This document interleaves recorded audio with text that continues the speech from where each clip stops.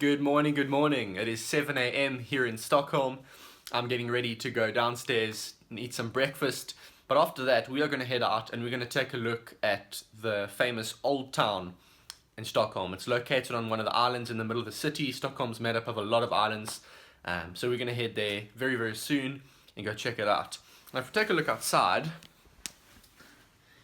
it has been snowing quite heavily overnight, which should make things even more interesting for me because I'm from a very warm place where it's never had any snow. So everything's going to look and feel very different. I've actually had to change my entire wardrobe for this journey. I've had to go buy a lot of warm clothes. So I think I'm ready. Let's go down, have some breakfast, and then let's head out and see what we can explore.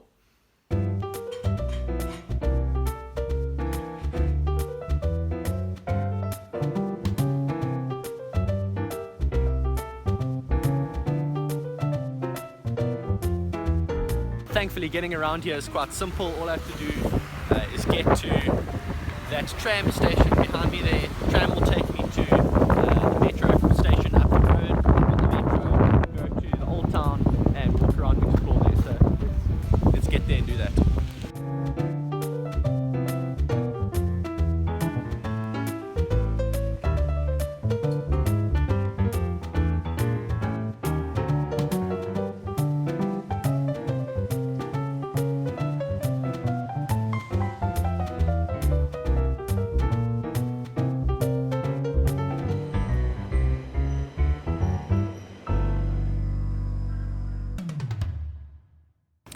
Now, Stockholm's Old Town, or Gamla Stan, is typical of a very, very old European city. You see narrow cobbled streets, you see these old buildings everywhere, which have obviously been turned now into restaurants and shops and stuff like that, but you still get the feel of a very, very old city. You feel like you've really gone back in time. Now, you might wonder how I'm managing to get around so easily, not being able to speak any Swedish.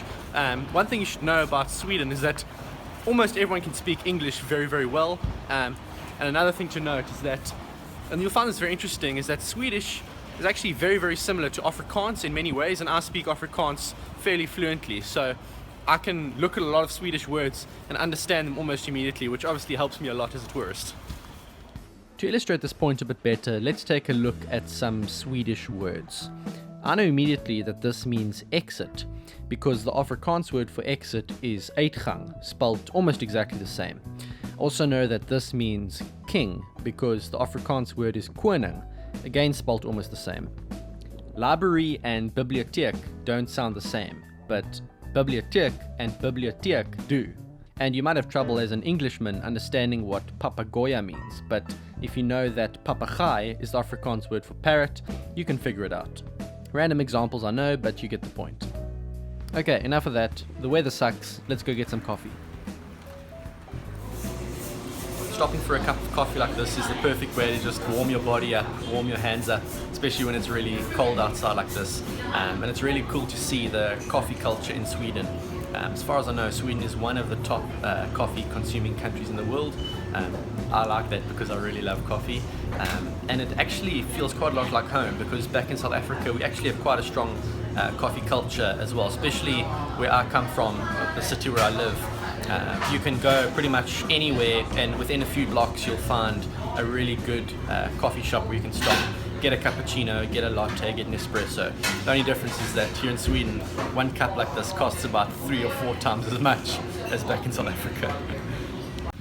Well, that coffee was exactly what I needed. I'm definitely not used to this weather. But we're not going to just go and bunker down on the hotel. We've still got a lot to look at. Next thing I want to go see is the changing of the guard at the Royal Palace. That happens at 12 a.m. so we've got about an hour or so to get there. It's just a long walk up this road, but it's never boring walking around here. I mean, just look at this place. It is beautiful.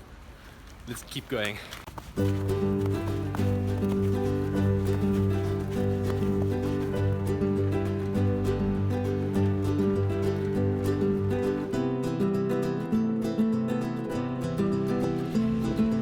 The old colourful buildings and the massive palaces are a good reminder of Sweden's rich history.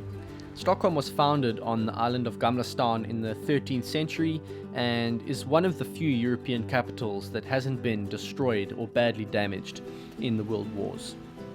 Despite being famously conflict-free, statues and monuments serve as a reminder of Sweden's military power centuries ago when her navy dominated Europe. I know it's hard to believe, but this is a map of the Swedish Empire a few hundred years ago, and it certainly tells a story.